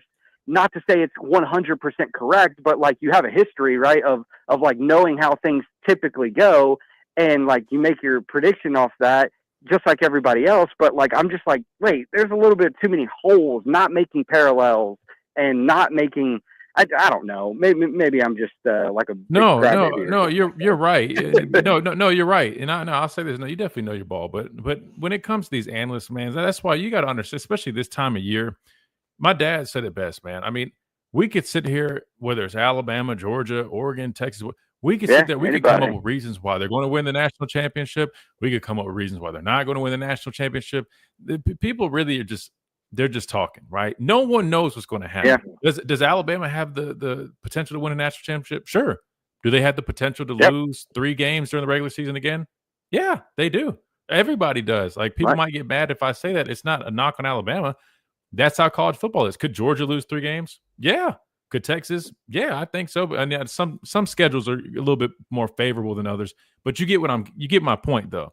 Yeah, no, 100%. Yeah, and so I just think when people look at Oregon, they're probably maybe giving them that benefit of, oh, Bo Nix, oh, Dylan Gabriel, guys that transferred in with talented quarterbacks. This guy sat behind this guy. They do a good job with their quarterbacks, the development. He should plug in there. They might be looking at the weapons that he has, or, oh, the offensive line. So I think that's typically what people use. 100%. No, you're absolutely right. And I think what the biggest thing for me, I guess, to paint a clearer picture on my end, is when they were telling the Dante Moore story, like leading up to the season on what their little blurb was about him, it almost felt like the Ty Simpson story. And I'm like, wait, like, why aren't you holding the same regard? I'm like, there's a parallel here. Yes. But in my mind, I'm like, oh, that's an easy parallel. Like, Ty Simpson's in the same situation as what Dante Moore is, where he's sitting behind guys. He has a lot of talent, all this, sat and waited his turn. And I'm like, but no one, that Ty's not held in the same reverence. And I'm like, okay, like, I just wanted to point the hole where it's like, no, like, I don't know. It just felt like a little bit unfair. But then again, we're Alabama and everybody's unfair. So. Yeah, well, I mean, let me look at Ty for a second. Like, obviously, you guys have heard my take on him, right? But I would when I look at Ty, I mean, I expect him to have a good year, right? I expect him. I'm not trying to just find the positives just because I'm covering Alabama and I've played here. No, but I truly have confidence because of what I've seen with my eyes. I've been around the kid for years now since he's been here, and I've seen him get better and better, and I've seen him as recently as this spring. And I can say, I mean, I think with Ryan Grubb coming back, that makes me feel confident. With the receiver room that we have, that makes me feel confident. I agree with you. I think he should be getting a lot more respect. Even though I get it, people have their question marks. That's fine. I mean, you gotta have reserves. Yeah, you can have your reserves, but I do feel like, I mean, whether we're looking at top quarterbacks in the SEC list or whatever, I think people are kind of underestimating them. But what I do know is this is all preseason talk. So at the end of the day, all he's got to do is go out there and prove them wrong, and it really doesn't matter what they're saying right now. The biggest thing is go out there and play his game when he gets that opportunity, and I think he's going to be great, man. I mean, I'm not going to sit there and I know a lot of people say, "Oh, Mac Jones type year." I mean, that I don't know that dude was like the best, literally, numbers in the country in almost every category. To me, like, I don't like great offensive line too. Great offensive line, the best receiver, best player in college football, Heisman Trophy winner. I'm a little reserved when I come to throwing out an expectation that somebody's going to be literally the best out of anybody.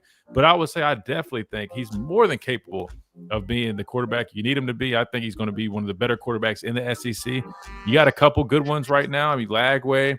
You got he's injured. You saw the reports about him. Yeah, I mean, is it going to hinder him by the time the season comes? It sounds like it's a nagging thing from hhigh school, and he's been playing, so I just figured he probably would be all right. But Lenora Sellers, I mean, there's a number of guys you look at. Even Nussmeier, Arnold, who transferred to Nussmeier, Arnold, who transferred to Auburn. But I think Ty's going to be sitting atop that group of top 3-4 players at that position. Yeah, tier one. Yeah, I think I agree with you. Yeah, I agree completely. And I did mention the other day I'll be at the Vanderbilt game this year, so we'll have to link up when we're out there.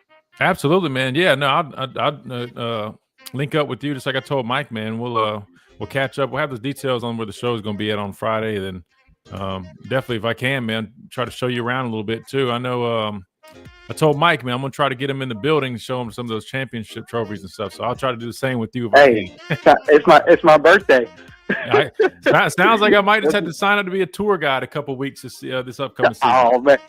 I'll slide you something under the table. No, man. I just appreciate you guys supporting the show, brother. We appreciate it, man. If you get to get out on that course, man, hit them straight. You already know, man. I appreciate it, dude. No doubt, bro. Take care. Good deal. All right, we got to hit another timeout. We come back. We keep on rolling right here on the Miller's Edge, Tide 100.9, 1230, WTBC.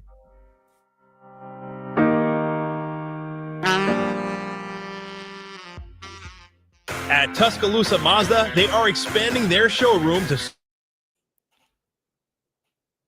Respect is earned, not given. Bama didn't make the playoffs last year. Oregon won the Big Ten. It did. That's why Bama's not getting that national love. I mean, let's take the teams out of it. Let's look only at let's look at the outlook of the quarterback. I mean, I get what he's saying. I mean, to be fair, I mean, it's similar situations. I think the other thing with ties too is people look at it and they say, well, yeah, he's waited his turn, but as much as people dog Milroe, he didn't beat him out for a couple of seasons. Don't get mad at me. That's just what they say, and that's what they're going to think. And so I think they're holding that reserve, saying we want to wait and see. Because I've heard people make that argument. Well, if he's going to be, because again, I mean, when you have some people saying, "Oh, this guy's going to have a Mac Jones type year," people are going to have counters, and a lot of things that I've heard would be, well, if he couldn't beat out Milroe, then he's probably not what y'all are making him seem. People grow and develop. That was years ago. You can't really compare who he was as a player then to who he is now. But it's all about perspective, man. That's why I was trying my best to explain it like that, even with the Oregon thing. Some people might just view the situation at Oregon at that position a little bit different than they do Bama. But I would argue, at Alabama, with the receiver room that we have, with Grubb coming back, I am a little shocked that, again, I'm not expecting people to have him as like, oh, Heisman favorite, top quarterback in the conference necessarily, but I'm surprised they have him as low as they have him. That's the best way I would explain that.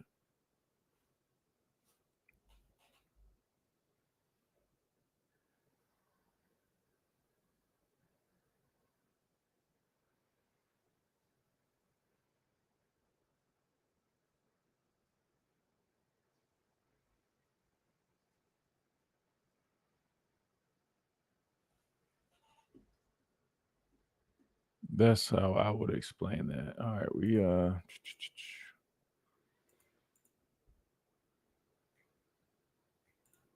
think we're free up on the phone line, so we can get back to that. Brian Harding Construction today at 205-752-9611. Again, that's Brian Harding Construction at 205-752-9611. This is Miller's Edge on Tide 100.9.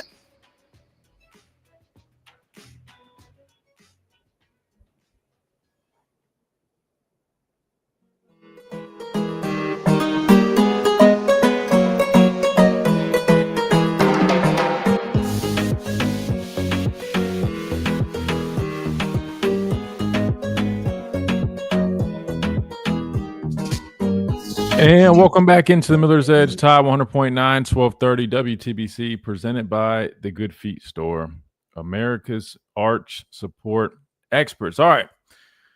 We're taking a break from the phone lines. If you guys want to jump on there, I think we are freed up. 205-342-9904 is the number. But I wanted to dive into a little bit of what I have been mentioning about this whole NIL thing. So here are the updates that I have for you if you guys were curious or wondering, because I've been trying to figure out as much as I can. So this is what I've got.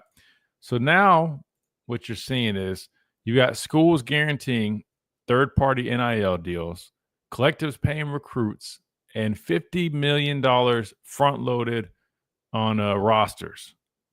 You heard that right. And so I explained majority of that. But Chase, this is where the problem's starting to come into play, because if collectives are allowed to pay these recruits without going through the typical protocol or the new protocol of, I guess, the whole clearinghouse thing, that's a problem. Because what you do is, all right, we'll just pay these recruits while they're in high school before they're officially part of revenue sharing. And there's that. I mean, and that has to be the case. I mean, if you look at this here, right?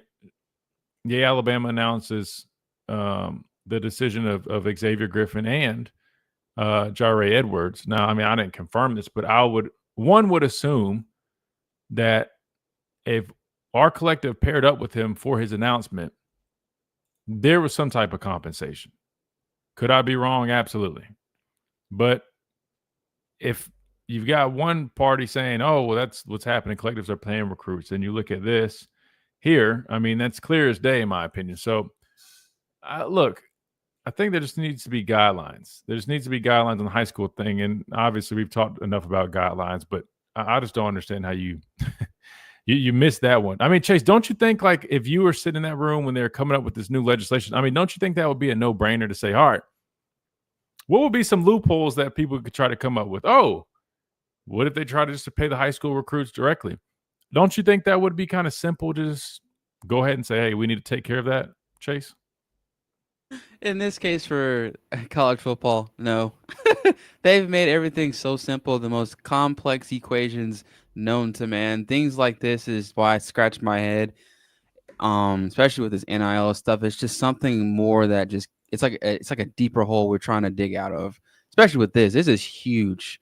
And like you said, maybe Jara didn't get paid, but for the I could be wrong. I haven't confirmed. What'd you say?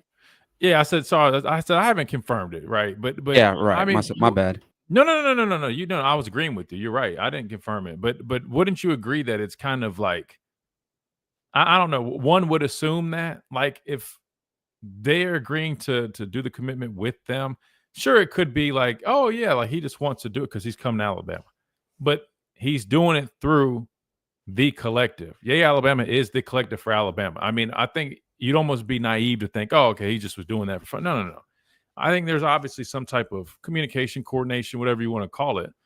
So yeah, I don't know. I just don't understand how that slipped.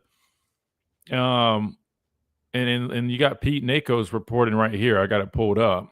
As high school spending soars, a recent $2.3 million deal for a 5-star offensive lineman. Collectives are waiting on approval from the clearinghouse. So is he referring to, I guess, the guy we mentioned, the $5 million total? But I thought that deal was like 1 point something the first year, 1 point something the next, then 2 point something. Now he's saying 2 point. I don't know. I don't know who all these people are that are getting paid all this money. But I do know one thing I did look into. One thing I had looked into, Chase, was the clearinghouse and how that's been going. And allegedly what's happening right now is you've got a lot of deals that are being backed up, right? I even read a story where a school or collective was trying to push through a deal. They had an opportunity for a guy to, attend a meet and greet, do all the stuff, and he was supposed to get paid. Well, the deal took so long to be processed that allegedly the date passed and he missed out on that opportunity. If that's the case, that's not good from Deloitte and the clearinghouse. However, I would argue that, look, it's probably because the deal wasn't as, how do you put it? You know what I mean? Like as accurate as it probably could have been or should have been. And that's probably why I was delayed. I'm sure if it was, a solid deal that everything checked all the boxes, and people probably would have simply just said, all right, cool. We'll pass it. Because I think that's what ended up being the case. At least that was the excuse on their end. But collective deals are still being offered. We already saw that. And that's why there's fingers being pointed right now. So this says right here, schools are making big enough contract offers to recruits that they cannot possibly remain under the new compensation cap. Some coaches believe. Others are guaranteeing third-party NIL deals as part of the total compensation package to athletes, which is against new revenue sharing rules. And a few are doling out cash from their collectives to high school players in an attempt to induce their commitment, also against new rules. And those schools rich enough to have front-loaded millions of dollars in the spring, which we talked about, to compensate this year's roster while perfectly within the rules, now hold an advantage into building next year's roster. So, Chase, obviously, man, it sounds like there's a number of holes right now, and we're seeing why there's been so many coaches complaining and talking about the new rules and not everybody playing the same. I know, people were talking about Auburn and obviously having an issue with everything that they had going in terms of what they're complaining about, but maybe he kind of had a point there. Maybe he was on to something saying. Now, I'm not saying with us, but in terms of other people. I don't know if he directly mentioned us or whatever, but it's just kind of confusing, man. It's really confusing. Goes on and says, meanwhile, the newly minted entities charged with enforcing these policies, the College Sports Commission, are bogged down in legalities tethered to the settlement. Those familiar with the process, in fact, dozens and potentially hundreds of submitted third-party deals, some perhaps from booster collectives, remain under review as college leaders negotiate with House plaintiff lawyers over a final set of cap, circumvention rules, and penalties. I'm not going to bore you guys with all that, but it sounds like there's definitely a lot of issues still coming up with this whole thing here. So, Chase, I'll be honest. I don't know if I think we took a step in the right direction. I just don't know if it was a big enough step, right? Or maybe we took so much of a step we're starting to trip up over ourselves. I don't know how you want to put it, but something's not really adding up. And you would think that these people would have thought of this stuff before, but allegedly they didn't. But I mentioned that obviously, people have been talking about Auburn, their comments. They've been, I guess, feeling a type of way. They're not really having the success, I guess, in the recruiting aspect, really in all phases right now, right? There's a lot of stuff coming out of their neck of the woods, but that led former Alabama quarterback A.J. McCarron to having some strong words for Hugh Freeze and Auburn, who have been pretty vocal recently. Their fan base definitely been vocal.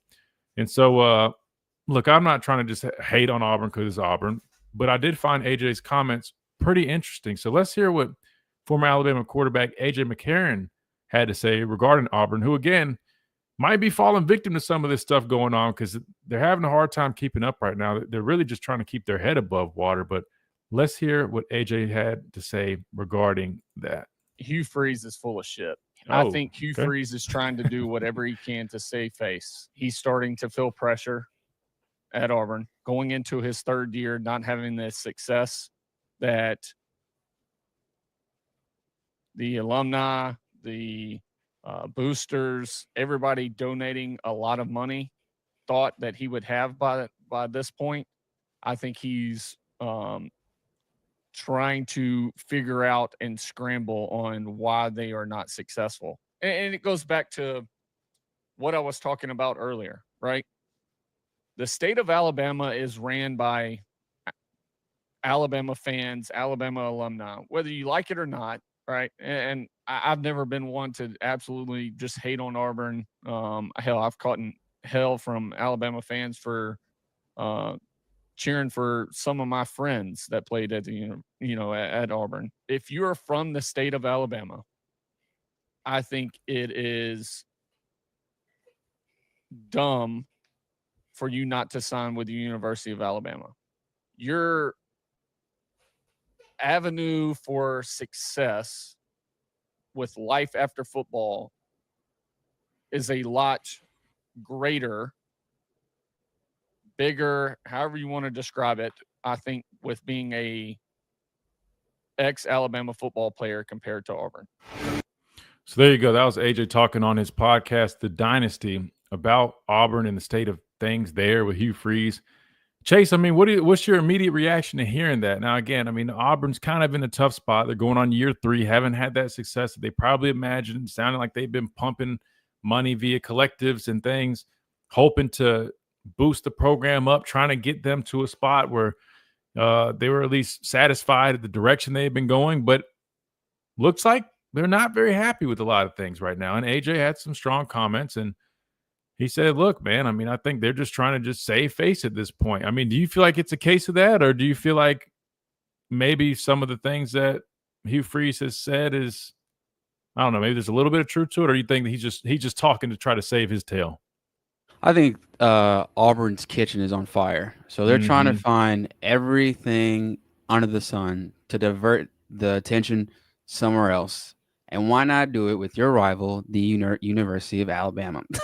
Yeah. It's just shocking to me because why would you do that? Like Kalen DeBoer is having one of the most probably successful recruiting years so far, and he's only been here for about a season. And you're worried about that? Like, where was this last year? I didn't hear a peep about playing golf all the time, accusing other people. They were smiling ear to ear, and now it's catching up to them. Christian, I feel like they're not going to stop, honestly. But I agree with everything AJ said. To be honest, probably I can't cuss on air, but it's but yeah, he has every right to feel that because Auburn's been talking a big game since last year with the recruits, and that it's gonna be a blue and orange state by this year, and that it was gonna be Husky Harsin for Kalen DeBoer all over again. But in actuality, Auburn is literally they're in trouble when it comes to like the production, what they're going to see this year. Hugh, like, he might be in the hot seat. It might be he is in the hot seat because I'm telling you, John Cohen, a former AD at Mississippi State, he likes to win. And if he's not winning, he will move you immediately. And anybody from Mississippi State can confirm that, but they're tired of losing. They have a lot going on right now. Like look at Charles Barkley, his comments he made a couple months ago. People are like, we've been given. It's not matching on the field. Like basketball, yeah, but Auburn football, it's just slowly dwindling to the point where it's just Auburn. It's not even a rival anymore. Man, dang. He said it's not even a rival. Well, I'll say this. As bad as they are, I mean, people are always going to view that rivalry is a strong one. But I get what you mean. I mean, it definitely – they are trending in the opposite direction. And it makes sense why they are frustrated. Like AJ mentioned, I mean, they've been throwing resources out there. They've been trying to do what they can, and they're not satisfied, right? And like you mentioned about, Kalen DeBoer coming along. And matter of fact, I think I had said this the other day or last week.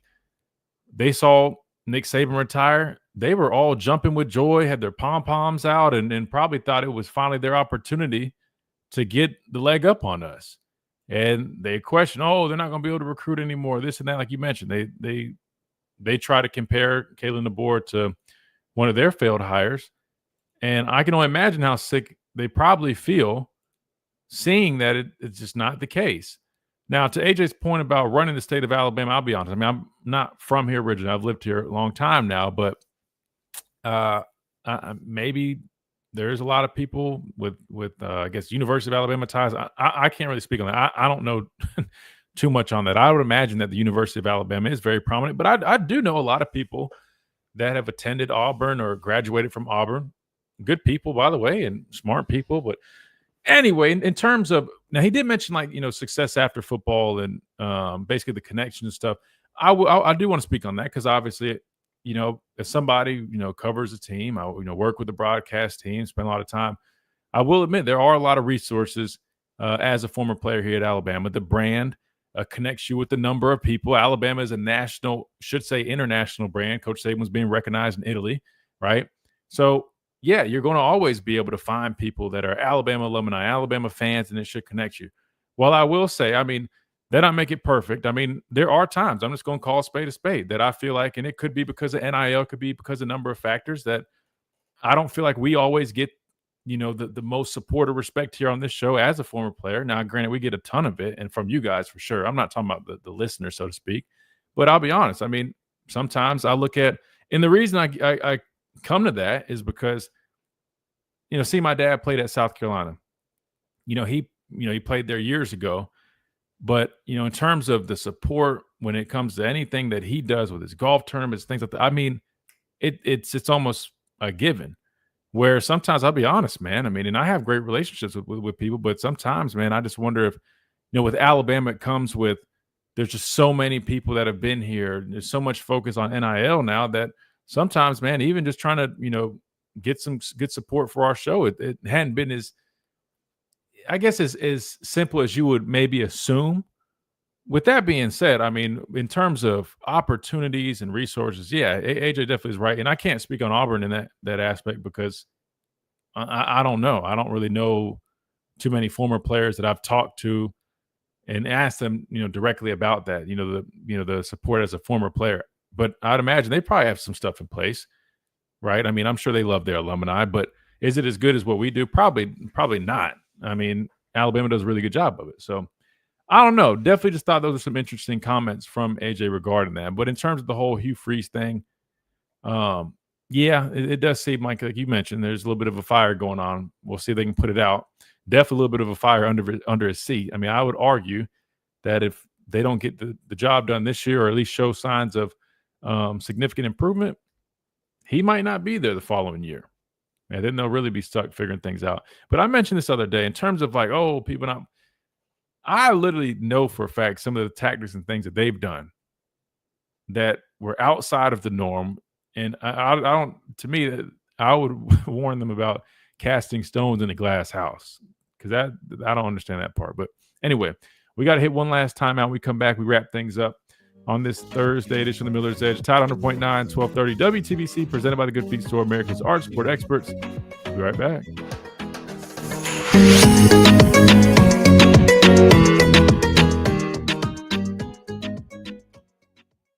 Are you ready to treat your taste buds and save big? It's time to seize the deal. Your ultimate hookup for unbeatable half-price deals on your favorite local restaurants. That's right, mouth-watering meals like the best Mexican food, delicious pizzas, irresistible wings, incredible barbecue, and so much more, all for half the price. Whether it's date night, family dinner, or just because, Seize the Deal lets you eat big without breaking the bank. These deals won't last forever. Visit seizethedeal.com/cities/Tuscaloosa.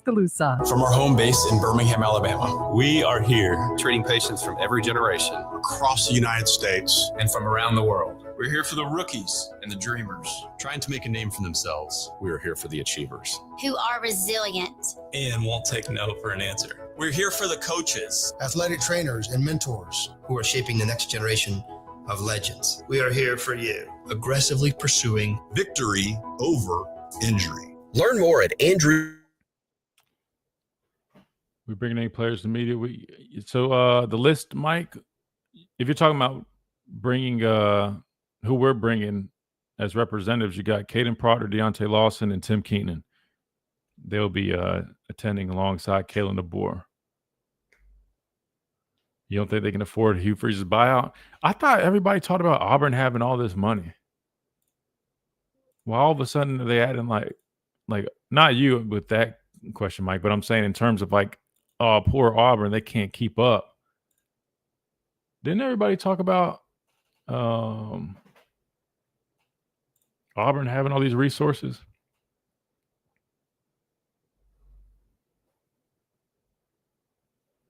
That's confusing me. I don't understand that.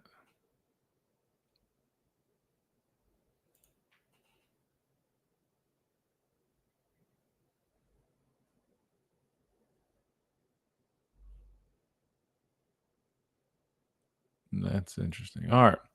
So it looks like we'll have Roman joining us tomorrow. So make sure you guys are back here for Free for All Friday edition. We'll be joined by Roman Harper.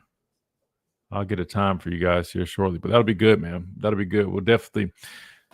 You like when we talk ball, man? We're gonna be talking some football. We're gonna be breaking it down. We're gonna be diving into the depths of the X's and O's a little bit with Roman Harper tomorrow. So that'll be fun.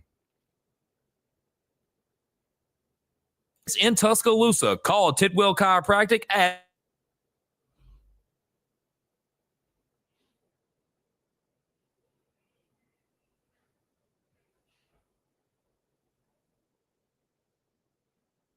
Tuscaloosa Mazda, 3100 Skyland Boulevard East, or online at TuscaloosaMazda.com. Childhood cancer is devastating, but childhood cancer is beatable with St. Jude. I knew that St. Jude, but I in no way understood how completely they take care of their patients and their families. To any of the donors, I would say bless you and thank you, because without the donors, St. Jude wouldn't be here. Finding cures, saving children. Learn more at stjude.org. Lanny went to college and racked up huge debt. A little bit over $100,000. For a degree he couldn't use, now what? I had a friend that went to My Computer Career. They even helped him get hired immediately after graduation. One of the things I love about IT is that you can work from anywhere you want. You could become an IT pro in just months, including cybersecurity and the basics of AI with zero experience at mycomputercareer.edu. My Computer Career, an elite CompTIA certification partner. It worked for me, and I know it can work for you. This is one student's experience. Individual results vary. This is Miller's Edge on Tide 100.9.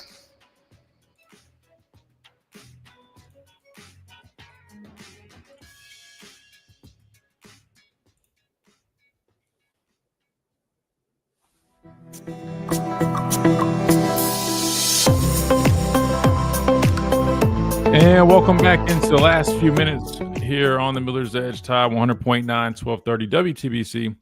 Real quick, let me remind you about our friends over at R&R Cigars. If you guys are in the market for those premium cigars, you guys know where to go. 2703 Gary Fitz Street here in Tuscaloosa, the big mansion. You can't miss it right there on the corner downtown area. But if you guys aren't local, no worries. Go to their website, rnrcigars.com, where you can use that code Miller's Edge, and get 20% off. They also have the deal 20% off of any 20 cigars. But with our code, I'm pretty sure it works on pretty much anything, just 20% off when you use that code Miller's Edge. So make sure you guys are doing that. But again, they've got the best humidor in the Southeast. And if you're looking for a place to go hang out, watch your favorite sporting events, boxing, UFC, they put on those fights, obviously football, basketball, all that. They're playing it. You can go hang out. They've got over 160 bourbons you can try. Kick back, relax, man. It's a great environment, man. If you're just looking for fellowship, some good people that love sports, want to chop it up, hang out, R&R Cigars is a place to be. Again, that is R&R Cigars, 2703 Gary Fitz Street here in Tuscaloosa. rnrcigars.com, code Miller's Edge for 20% off your order. That's R&R Cigars, the official cigar provider of Alabama football since 2014. As we wrap things up, this is what I was referring to about the clearinghouse. And again, Ross Dellinger, I mean, he might as well be the official NIL reporter. I mean, this is wrong. Every day he's putting out information. But of more than 1,200 deals submitted to the clearinghouse, about 1/3 were approved. Several remain under review. I think he meant like several hundred. And then 80 were denied and can be resubmitted. So remember, that's how it works. If you get denied, it doesn't mean it's a no-go. It just means you have to resubmit it. And I think it's clear that if it was denied or they're just sitting there, it's probably because they need to do more research. Now think about it. I mean, they just opened up this clearinghouse, right, with Deloitte, and it's fresh. So as time goes on, you would assume that the deals will be a little bit more familiar. They'll have a better gauge at what is a typical amount. Because think about it, right now, they probably got things that range all over the place. They probably have one school saying, hey, we got to sign in for this guy. Could be something crazy like $30,000. Another one might only be $2,500. And say the schools are kind of similar. Obviously, things aren't going to add up. They're going to have to sit there and look into a little bit more. But for the people that are real frustrated with the process, I mean, I would argue that the deals that are just pretty simple deals that make sense probably are getting passed. It's probably the ones that you really have to think twice about that probably are sitting there. Now, I would say if that situation that I mentioned earlier was the deal where that the situation passed, maybe they do need to really put emphasis on the ones that do have a sensitive time frame like that, which I'm sure they probably are doing. That might have been an unfortunate one, but I don't know. So there you have it. Obviously, people aren't too pleased with the way it's going. We'll definitely keep up to date with it. But that being said, we got to close things out. We got T-Town Sports Daily coming up next. Just a quick reminder, tomorrow we will have SEC Network's very own Roman Harper joining the show. We'll be talking football with him. We'll go deep diving into the depths of X's and O's with Roman Harper of ESPN SEC Network tomorrow here on the Miller's Edge. So make sure you guys are staying tuned for that. All right, I got to get out of here. This has been the Miller's Edge presented by the Good Feet Store, America's Art Sport Experts, Tide 100.9, 1230 WTBC. Appreciate it, everybody. We'll see you guys tomorrow.